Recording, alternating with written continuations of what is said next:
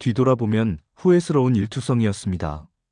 작은 무역 사무실을 운영하며 밥벌이에만 매달렸지만 결국 남은 것은 텅 빈 마음과 망가진 몸뿐이었습니다.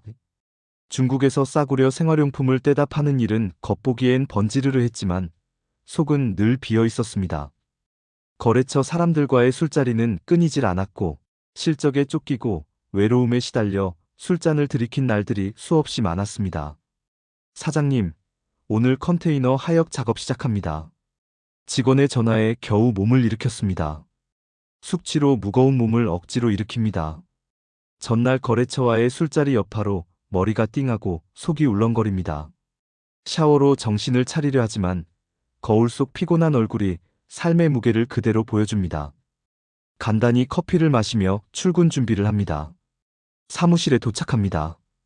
책상 위엔 서류 더미가 어지럽게 널려 있습니다. 어제 마신 술 때문에 숙취가 가시질 않지만 일을 해야 합니다.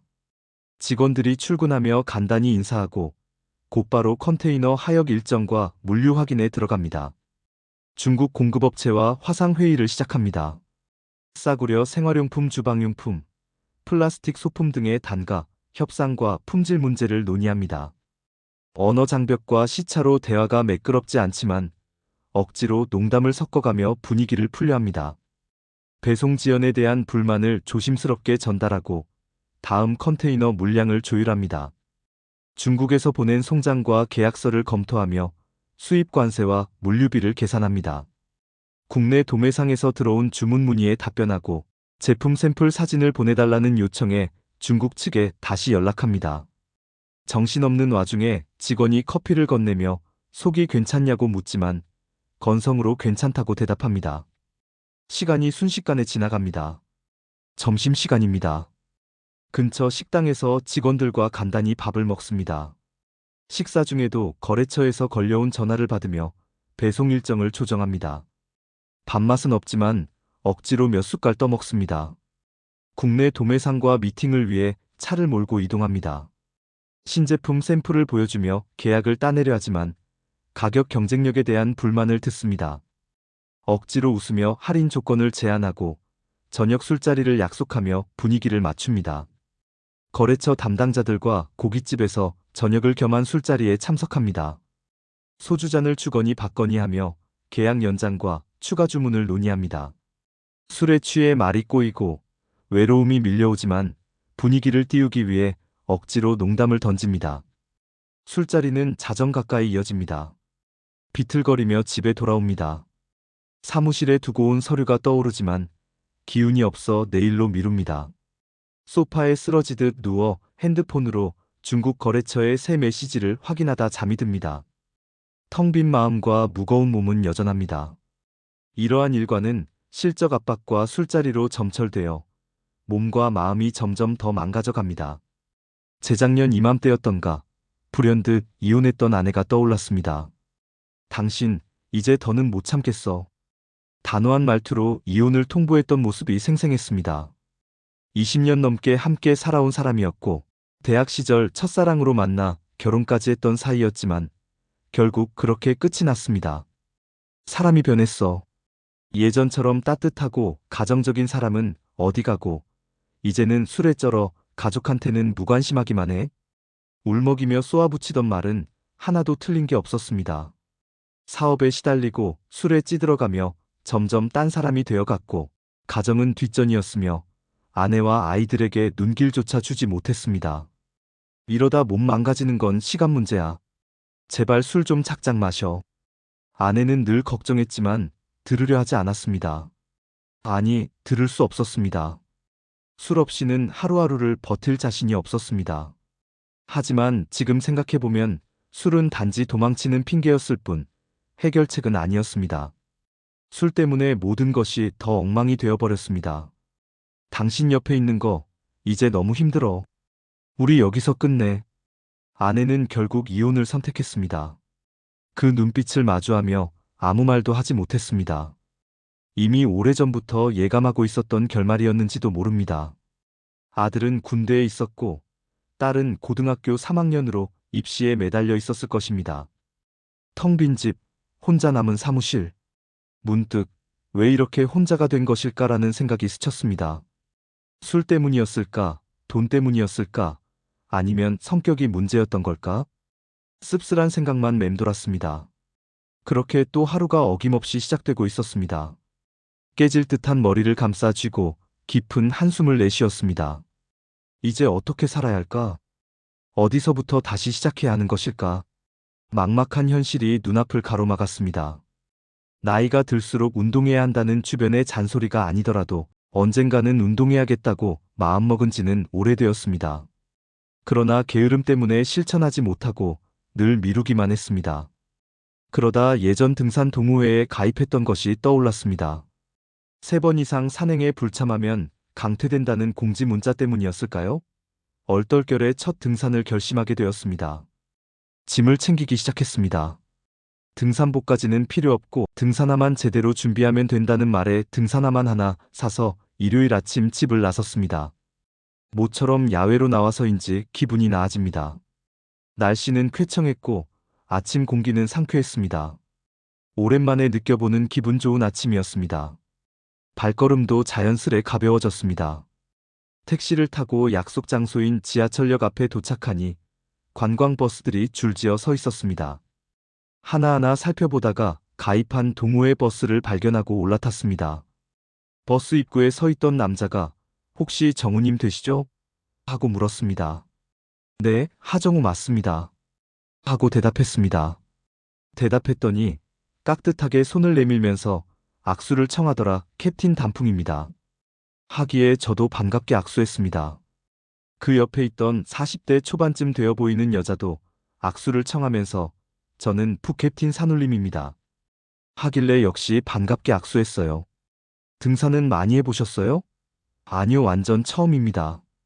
솔직하게 말했더니 캡틴이라는 사람이 푸캡틴 여자한테 은지씨, 오늘 정우님 산행, 은지님이 좀 도와주세요. 하는 거예요. 옆에 있던 은지라는 여자도 그래요. 정우님하고 보조 맞춰서 가도록 하죠. 라며 웃으면서 대답하더군요. 얼떨결에 옆자리에 앉았습니다. 그렇게 회원들을 기다리며 몇십 분 있었는데 캡틴이 벌떡 일어나더니 기사님 출발합시다. 라고 합니다. 그리고 마이크를 잡으며 오늘 우리 동호회 회원 29명이 참석하셨습니다. 아시다시피 목적지는 속리산이고 산행 예정 시간은 3시간 정도입니다. 점심은 하산하다가 산 중턱 계곡에서 먹을 예정이에요. 부디 나고자 없이 즐거운 산행이 되길 바랍니다. 그리고 오늘 처음 참석하신 분들을 지금부터 한 분 한 분 소개해 드리겠습니다. 평소에는 등산 모임에 잘 안 나오시지만 틈틈이 옵서버로 찬 조금 팍팍 쏘시던 하정우님께서 오늘 처음으로 산행에 참가하셨어요. 자, 하정우님 앞으로 나오셔서 인사 한 말씀 부탁드립니다. 박수. 갑자기 분위기가 후끈 달아오르면서 사람들 시선이 저한테 쏠렸습니다. 얼떨떨했지만 어색하게 일어나서 꾸벅 인사했습니다. 하정우입니다. 산행은 처음이라 혹시라도 불편 끼칠까 걱정이에요. 잘 부탁드릴게요. 모자를 벗고 인사를 하자 다시 우리 쪽에서 박수갈채가 쏟아졌습니다. 쑥스러웠지만 기분은 꽤 괜찮았습니다. 그 뒤로 몇 명의 첫 참석자 소개가 이어졌고 곧 버스가 출발했습니다. 모두들 기대 반, 설렘 반으로 조용히 잠을 청하거나 옆 사람과 수다를 떨기 시작했습니다. 점심은 준비하셨어요? 옆에 앉은 은지 씨가 조용히 물었습니다. 점심은 안 주나요? 되물었더니 키득거리며 말했습니다. 저희는 묻지 마 관광이나 놀러 다니는 동호회가 아니라서요. 점심은 각자 준비해 와야 해요. 아, 그럼 오늘 굶어야겠네요. 혼잣말처럼 중얼거렸더니 또 웃으며 말했습니다. 캡틴님이 역시 사람 보는 눈은 있어요. 네? 뭘요? 고개를 갸웃하자 대답이 이어졌습니다. 분명히 점심 안 챙겨 오실 거라고 예상하시고는 저한테 정우님 점심 부탁하셨어요. 순간 얼떨떨해서 멋쩍게 머리만 극적였습니다. 이거 너무 고마워서 어쩌죠? 했더니 장난스럽게 웃으며 말했습니다. 저녁 사시면 되죠. 저녁이야 문제없죠. 호기롭게 대답했더니 그럼 됐어요. 깔깔 웃는 모습이 꽤 싹싹해 보였습니다. 2시간 조금 넘게 달려 드디어 목적지 입구 주차장에 도착했습니다. 자, 도착했습니다. 짐 정리하시고 천천히 내리세요. 버스 기사님의 우렁찬 목소리와 함께 버스가 멈춰 섰습니다. 드디어 산에 가는 건가 싶어 뭉근한 기대감을 안고 버스에서 내렸습니다. 솔직히 운동이나 좀 해보자 싶어 온 터라 사람 구경엔 큰 기대가 없었습니다. 그리고 옆자리에 앉았던 은지 씨를 다시 보았는데 깜짝 놀랐습니다. 그 나이대에 보기 드문 늘씬한 체형. 다들 뭔가 꾸준히 자기 관리를 해온 듯 했습니다. 마치 미스 준마 선발대회 마이너스 등산 특집 같은 느낌이었습니다. 선글라스를 써도 감출 수 없는 아우라랄까? 게다가 쫙 달라붙는 레깅스를 다들 입고 있어서 힙업 운동이라도 열심히 한 듯한 실루엣이 눈에 띄었습니다. 아니, 내가 지금 뭐 하는 거지? 정신줄을 놓고 여성 회원들 감상에 빠져버린 자신을 깨달았습니다. 오랜만에 눈이 호강하는 순간이었습니다. 혹시 이 산악회 여성 회원 외모 보고 뽑는 건가? 별의별 상상을 하며 사람 구경에 넋이 나가 있었습니다. 딱 어울리는 표현이 있다면 바로 눈육이었습니다. 캡틴을 선두로 본격적인 산행이 시작됐습니다. 처음 하는 등산이라 당연히 선두 그룹과는 거리가 좀 벌어졌습니다. 자연스레 은지 씨와 이야기를 나누게 되었습니다. 이런저런 이야기를 나누는데 의외로 대화가 잘 되었습니다. 그리고 은지 씨는 자신의 이야기를 풀어놓기 시작했습니다. 45이고 아이를 못 낳는다는 이유로 남편과 헤어져 지금은 혼자 살고 있다 했습니다. 시내에서 옷가게를 운영하고 있는데 너무 심심해서 등산을 시작했다고 했습니다. 혼자 산다는 말에 괜히 짠한 마음이 들었습니다. 키는 165cm 정도, 얼굴은 평범했지만 몸매는 탄탄했고 피부도 아주 깨끗했습니다. 앞서 걷는 뒷모습을 힐끗힐끗 보게 되었는데 몸에 딱 붙는 등산복 때문인지 실루엣이 고스란히 드러났습니다. 순간 나도 모르게 이성적인 끌림을 느꼈습니다. 아, 이래서 사람들이 등산을 하는 건가? 운동도 하고 썸도 타고 산행을 시작한 지 30분 만에 20대 때 느꼈던 풋풋한 설렘이 다시 살아나는 듯 했습니다. 신기하고도 묘한 기분이었습니다. 은지 씨가 솔직하게 자기 이야기를 털어놓는 순간 왠지 그녀에게 특별한 사람이 된 것 같은 착각이 들었습니다. 그래서 좀 과감해지기로 했습니다. 은지 씨 혹시 애인 있으세요? 당연히 없죠. 그러니까 이렇게 좋은 날씨에 산에나 다니고 있겠죠. 크크. 여기 등산하는 남자들 중에 하나 꼬시면 되겠네요. 에이. 뭐? 저 좋다는 남자가 있어야 꼬시든 말든 하죠. 그럼 좋다는 남자 나타나면 만날 의향은 있으시다는 거죠. 저 좋다고 하면 진지하게 생각해 봐야겠죠. 저는 가는 사람 안 잡고 오는 사람 안 잡거든요. 그럼 마지막 연애는 언제였어요? 연애라 사귀는 거 말하는 거예요? 아니면 잠자리 말하는 거예요? 순수하게 물어본 건데. 갑자기 잠자리라는 단어가 튀어나오니까 더 당황했습니다. 엉겁결에 잠자리여 하고 되물었습니다. 두세 달 전쯤? 역시 아줌마는 아줌마구나. 풋풋한 아가씨였으면 저런 말 절대 못했을 텐데. 속으로 생각하면서도 은지 씨의 솔직함에 묘하게 끌렸습니다. 은지 씨 보기보다 쿨하시네요. 너무 솔직한 거 아니에요? 저도 왜 이러는지 모르겠어요. 정우 씨 앞에서는 괜히 숨기거나 거짓말하기 싫어지네요. 왜 그럴까? 혹시 저한테 잘 보이고 싶어서 그러는 거 아니에요? 모르겠어요. 은지 씨 아까 오는 사람 안 막는다고 했죠? 그럼 제가 한번 만나보자고 하면 어떨 것 같아요? 오늘 처음 뵙긴 했지만 나쁘지는 않은 것 같은데요. 그럼 오늘부터 산에서는 그냥 동료 산악회 회원으로 지내고 평소에는 애인으로 지내는 걸로 할까요? 제가 동수 씨 애인 할 자격이나 있을까요? 은지 씨 정도면 싫다는 남자 눈이 삐꾸죠. 정말요?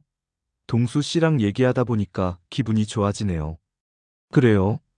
그럼 둘이 데이트하면 더 기분 좋게 해드릴 수 있는데. 내 능글맞은 농담에 은지 씨는 얼굴을 살짝 붉히면서 대답을 안 했습니다. 왜요? 못 믿겠어요. 크크 말로만 어떻게 믿어요? 말로는 다 자기가 제일 잘났다고 하겠죠. 아이 참 이걸 보여줄 수도 없고. 답답한 마음에 투덜거렸습니다. 그러자 은숙 씨가 갑자기 발걸음을 멈추고 뒤돌아보았습니다. 이게 제 대답이에요. 하면서 휴대폰 번호가 적힌 쪽지를 건네주며 다시 앞서 걷기 시작했습니다. 와, 진짜 깜짝 놀랐습니다. 1년 넘게 솔로로 지냈는데 등산 시작한 지 1시간도 안 돼서 애인이 생겼습니다. 여자 꼬시는 게 이렇게 쉬웠던가요?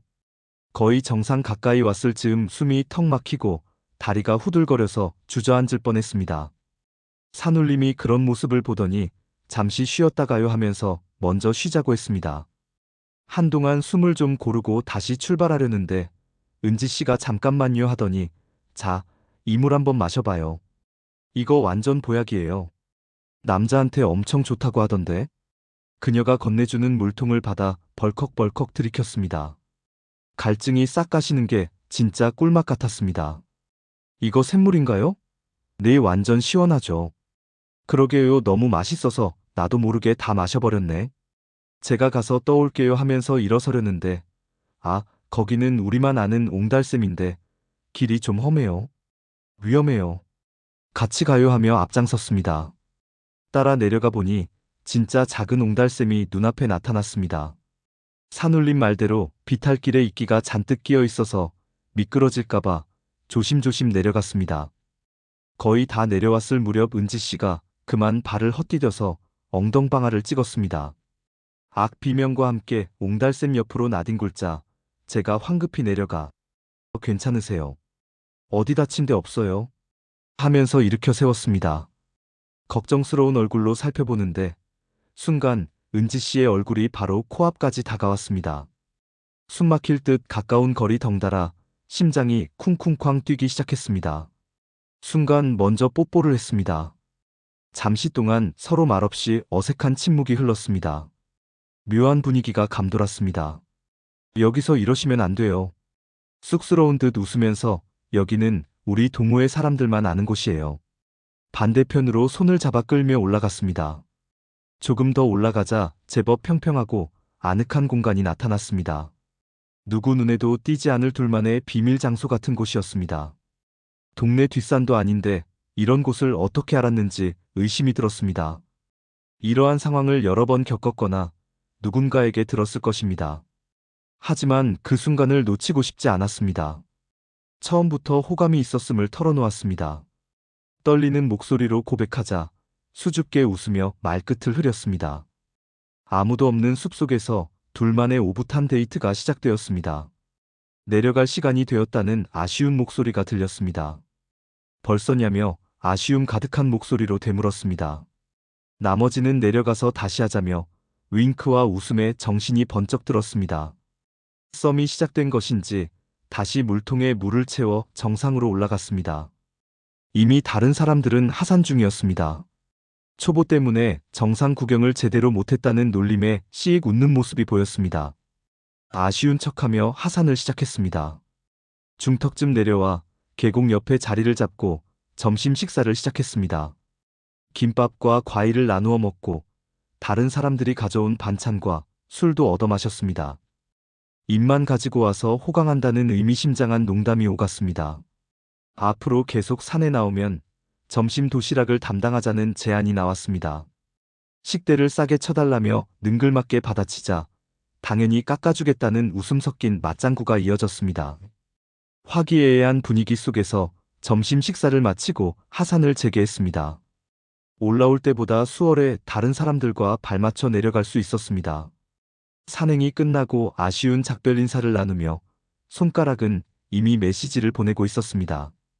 오늘 너무 즐거웠으며 시간 되면 따로 만나고 싶다는 메시지를 보냈습니다. 스마트폰 화면을 뚫어져라 쳐다보며 심장이 콩닥거렸습니다. 20대 혈기왕성했던 시절로 돌아간 기분이었습니다. 곧 알겠다는 답장이 도착하자 속으로 만세를 불렀습니다. 마음이 있는 게 분명하다고 느껴졌습니다. 단둘만의 데이트가 성사되었습니다. 저녁 메뉴로 칼국수를 제안하며 소탈한 매력이 느껴졌습니다. 보쌈 작은 것 하나와 칼국수 2개를 주문하고 음식을 기다리는 동안 유쾌한 분위기가 달아올랐습니다. 김이 모락모락 나는 칼국수, 윤기가 좌르르 흐르는 보쌈, 그리고 소주 한 잔이 곁들여졌습니다. 기대감을 담아 애인 여부를 다시 물었습니다. 젓가락을 내려놓고 살짝 미소 지으며 만나보고 결정하자는 대답이 돌아왔습니다. 튕기는 듯했지만 긍정적인 느낌이 강하게 들었습니다. 천천히 알아가자며 싱글벙글 웃으며 응답했습니다. 마음은 이미 콩밭에 가 있었지만 칼국수와 보쌈을 순식간에 해치우고 밖으로 나왔습니다. 다음 행선을 묻자 카페나 영화관 대신 집에서 차를 마시며 얘기하자는 제안이 나왔습니다. 순간 경고음이 울렸습니다. 강력한 초록불 같은 상황에 잭팟이 터진 듯 믿기지 않았습니다. 집으로 향하는 발걸음은 춤을 췄습니다. 현관문을 열자 은은한 향기와 깔끔한 집 안 풍경이 눈에 들어왔습니다. 여자 혼자 사는 집의 분위기가 색달랐습니다. 그날 밤 새벽까지 시간 가는 줄 모르며 뜨거운 시간을 보냈습니다. 20대보다 더 뜨거운 밤이었다고 감히 말할 수 있습니다. 온몸이 녹아내리는 황홀경과 숨막히는 짜릿함에 매력에 흠뻑 빠져 정신을 못 차렸습니다. 꿈만 같은 하룻밤을 보내고 자연스럽게 연인이 되었습니다. 1년 가까이 산행을 꾸준히 다니며 틈날 때마다 데이트를 즐겼습니다. 겨울 설산 등반 후 따뜻한 커피를 마시던 날 조심스럽게 입을 연 말이 마른 하늘의 날벼락 같았습니다. 우리는 그렇게 첫 만남에서 인연을 만났고 자연스레 연인 사이로 그리고 재혼을 하게 되었습니다. 일이 어렵게 되면 한도 끝도 없이 어렵지만 잘 되려면 이렇게나 자연스럽게 이루어지더군요. 요란한 결혼식은 생략하고 조용히 혼인신고를 마치며 어엿한 가족으로 새둥지를 틀었습니다. 중년 로맨스의 시작이 등산이었다는 점이 아이러니합니다. 산악회는 썸 타기 좋은 곳입니다. 결혼까지 가는 경우는 드물지만 연애하는 커플은 흔합니다. 회원들끼리 만나고 헤어지며 또 다른 사람을 만나는 모습이 쿨하다 못해 뜨겁습니다. 나중에 산 대장과 썸 탔다는 얘기에 살짝 질투가 났지만 지난 일은 묻어두기로 했습니다. 쿨해야 오래 산다고 합니다. 덕분에 삶의 활력을 되찾았습니다. 예전 같으면 술에 쩔어 살았겠지만 이제는 그녀 곁에서 오래 건강히 있고자 몸 관리에 힘씁니다. 매일 아침 건강 주스를 마시고 틈나면 산에 올라 체력을 단련합니다. 텅 비었던 마음은 사랑으로 가득 찼고 망가져가던 몸은 건강을 되찾고 있습니다. 50대 중반, 인생 황혼역에 만난 늦사랑은 예상치 못한 선물입니다. 매일이 눈부시게 행복합니다. 예상치 못한 기쁨이 가장 큰 기쁨입니다. 주말이면 둘이 함께 동네 뒷산을 오르는데 그녀의 손을 잡고 천천히 걷는 길은 예전처럼 가파르거나 험하지 않습니다. 발을 맞추어 걷는 걸음 덕분에 주변의 나무와 바람 소리를 더 깊이 느낍니다. 가끔 산악회 동료들을 만나면 그때의 추억을 웃으며 떠올립니다.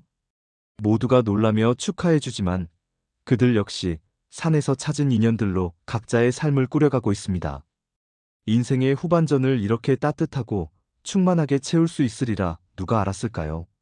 산은 단순한 등반의 장소가 아니라 사랑과 가족, 그리고 새로운 시작을 선물해준 인생의 전환점이었습니다. 앞으로도 이 길을 따라 사랑하는 이들과 함께 느리지만 꾸준히 걸어가고자 합니다. 인생 매 순간이 소중한 선물입니다.